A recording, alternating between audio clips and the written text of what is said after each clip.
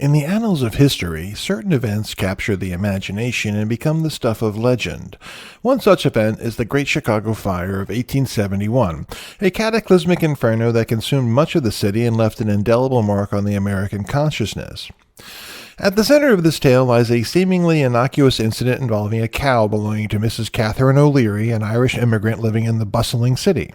The legend goes that on the evening of October 8, 1871, Mrs. O'Leary's cow, allegedly named Daisy, kicked over a lantern in the O'Leary barn, igniting a fire that would ultimately ravage Chicago for 2 days, destroying thousands of buildings and claiming hundreds of lives. However, the veracity of the story has been subject to much debate and speculation over the years. While it is true that the fire did start in the vicinity of the O'Leary property, there is little concrete evidence to support the notion that a cow was the culprit.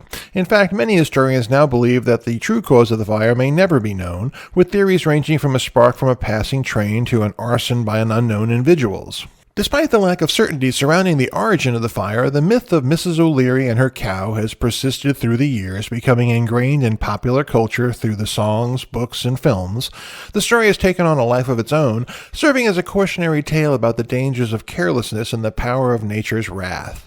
Regardless of its origins, the Great Chicago Fire remains a defining moment in the history of the United States, serving as a stark reminder of the fragility of the human civilization in the face of disaster. And while the truth behind Mrs. O'Leary and her cow may never be fully known, their names will be forever intertwined with one of the most infamous events in American history.